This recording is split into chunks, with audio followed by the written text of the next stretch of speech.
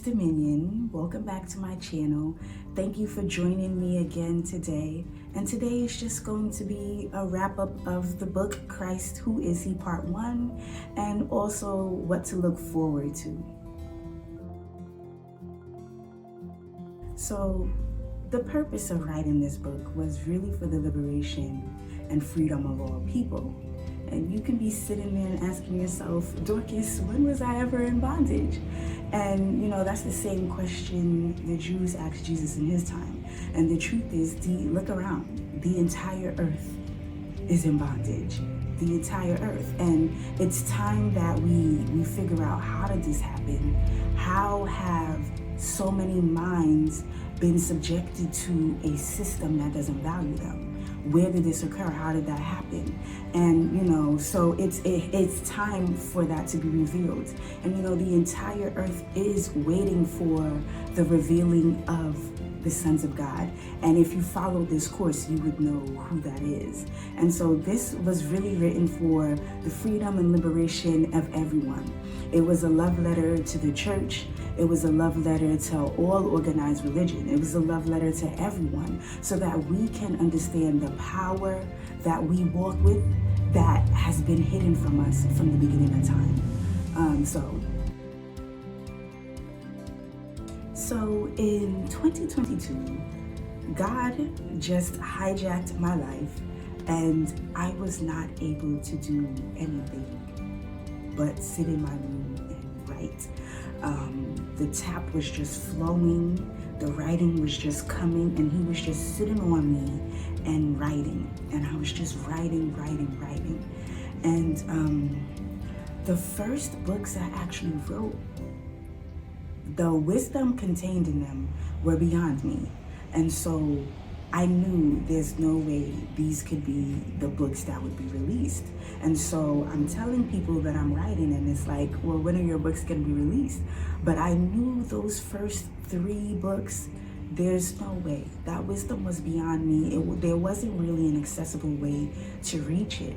And so 2022, I just continued writing, 2023 as well.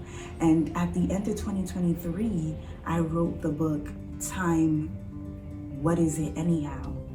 And that's one of my favorite books. I love all of the books, but that happens to be one of my favorite books because I just knew how empowering it was. I knew that the reader would leave feeling empowered, feeling ready to take on their destiny, feeling like they had the whole world in their corner backing them up. And I was very, very excited for that book. So that was the book that I shared with, friends and a few friends and family to get feedback from. I took it to Texas with me. And there was one young woman who's also an author who, I gave to get feedback from. And she gave me she liked the book and she gave me great feedback. But she asked me one question. She said, who is the target audience? And I said, this is entry level. This is for everybody. And she didn't say, no, it's not, but she gave me a face. And I was just like, wait a minute, is this not entry level? And so I took a lot of what her feedback was into consideration, but I also heard the Holy Spirit telling me, like, no, this book is complete. Do not write another sentence. This book is complete. So I remember returning back to Brooklyn and just being torn about, how to proceed, because, I heard what she was saying, I received what she was saying, but also the Holy Spirit is telling me that book is complete. And I'm just like, okay, so where would be the issue in receiving, this message? And it just became clear that, the freedom and the liberation and the identity that we have, that I speak about in this book, which I speak about in all of the books, is that we were made in the image of God, meaning that is who we are. That is how we're supposed to operate. We are not these lowly beings. And the freedom that is written about in the books, I just, I realized that as much as those who abide in organized religion would want to be able to receive it, there will be parts of their minds that would fight it, just based on the restrictions that exist within organized religion. And so it became clear that that sort of would be sort of a drawback or a pushback in receiving the message wholeheartedly, ready to tackle, our destinies. And so as I went back for that new year in January, I was just, meditating on that, and God finally showed me, and the Strong's Concordance, which is something that I study with regularly because, that's the best way to get your meaning in all of the passages, to translate it to its original language. And he showed me the Strong's Concordance, and he told me, he said, just translate the names in Genesis, which is nothing that I had previously thought to do because, we see God, we see the Lord. Why would we translate the name? We know who it is.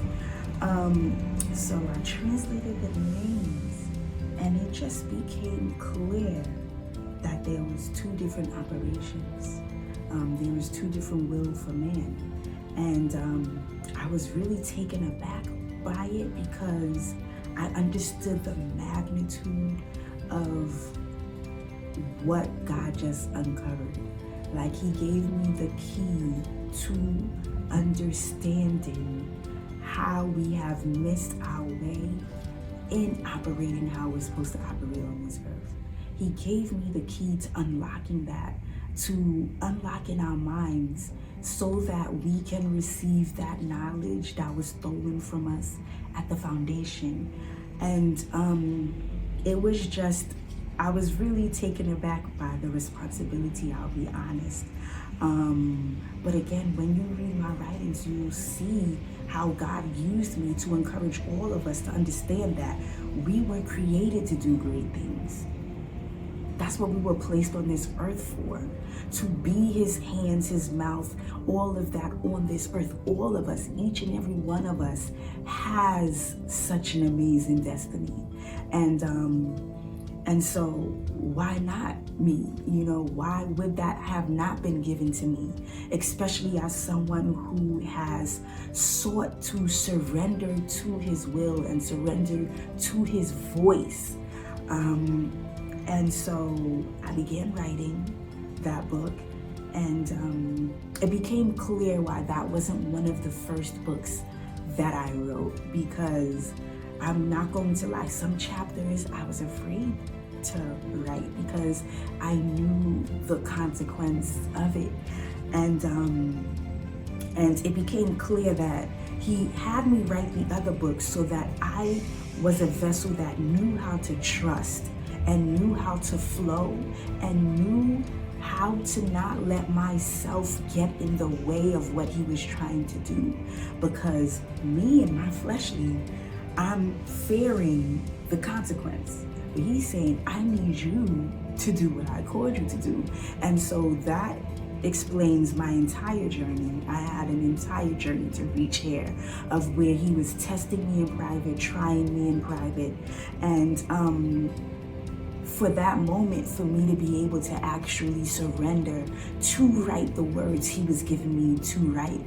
And finally, in January 2025, he gave me the go-ahead to release it.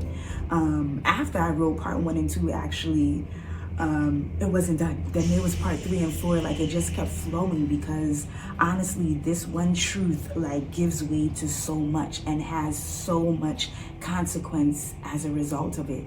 And so finally I was given the go-ahead to release it, and I know God's timing is the only timing. So I know this is when it's supposed to be in the earth. I know it's going to do what it was supposed to do, and I'm grateful to be the one who was given this destiny. I'm grateful for that. So what to look forward to next? I'm gonna be quite honest. The ministry God has given me it's quite an interesting one. I have not quite been able to visualize it at all. I just know that it's going to be quite unorthodox. I know that it's going to include activism, social change, music, art, nature. You know, God exists. That's where you find him, in nature. It's going to include nature. It's going to include fashion, because that is God expression. It's going to include hair. Like, look at this beautiful hair he gave me. Like, this is the mane he gave me, straight from God. It's going to include all of those things and flow in and out of it just as God does, because there's not one thing on this earth you cannot find God in. You know, he exists in all of us. He exists in all these forms of expression. And it's just like you shouldn't put God in a box. There's no way to put, you know, this Dorcas Dominion ministry in a box either. As God flows through me, I will be flowing through, in and out of everything. And my first love, of course, is the church. Always love going and being in that presence, because Christ does definitely exist at that altar. But there's no way that I can be contained within a building, and what he wants to do with me and through me in a building. So I just know it's all I can say is that it's going to be a move of God, and it's just going to flow in and out of everything. As I said, like, God sat on me to write. He hijacked my life to write. At this point, I believe I'm at 17 books. So just to give you some titles to look forward to, we have Christ, Who Is He, Part 3 and 4. You know, that also exists. And the next one, there is more to your body than meets the eye. Understanding the God in you. And that has a part 1 and 2 as well. Because once we really fully come to the acknowledgement that God exists within us, as Christ is telling us, the kingdom can be found within our vessel, then we understand this fleshly body is the one to be used to trigger it, to activate it.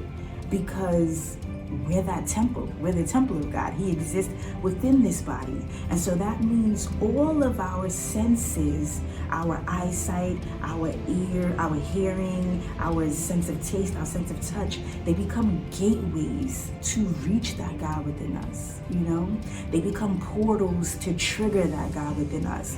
And so there's more to your body than meets the eye. Quite an interesting book. It has 2 parts to it, so look forward to that one. There's more to this earth than meets the eye. Understanding the God around you. That one has 2 parts as well. And the thing is, if you really want to get a great visual or a great example of unconditional love, then look at the earth. Look at nature, because, you know, it is what is keeping us alive. And we wake up day in, day out without acknowledging it at all.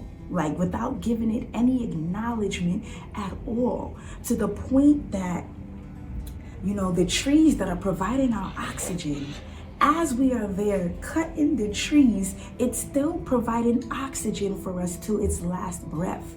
This earth abides in unconditional love as God does. And so it's not angry with us, no. It's unconditionally loving with us. We are just facing the consequences of our actions. You drill too much, there'll be consequences. You cut down too many trees, you might have difficulty breathing. Like, we're just facing the consequences. Earth is not angry with us. And so with that being said, Earth having, you know, the Spirit of God in it as well, there are ways for that to trigger the God in us as well. So there's much to understand about the earth. And so that one has 2 parts. Then you have low iron, the result of missing passion.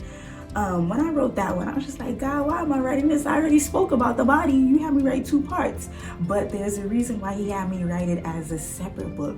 Low iron is the result of missing passion. And I do know that is something that a lot of us face. It's something that I had to face when I ran away from my destiny. Low iron was something that I struggled with. And again, it's a result of missing passion. So there's an entire book he had me write on about that. And then I have several poetry books, I believe like 7 or 8 of them. I'm not sure what's going to be done with those, but they exist as well. So look forward to those. And, you know, honestly, like I said, I have not been able to visualize where this ministry is going at all. I wake up each day and I go as the Spirit leads me, just like the wind. And I'm just really excited to finally be given, you know, the go-ahead, the green light to begin expressing that God in me freely, and sharing it with all of you. Presently, the best way to reach me is via email, dorcasdominion89@gmail.com. I'll make sure to put it in the bio. Thank you for joining me today. Thank you for your support. Thank you for your love. And I'm sending love right back at you.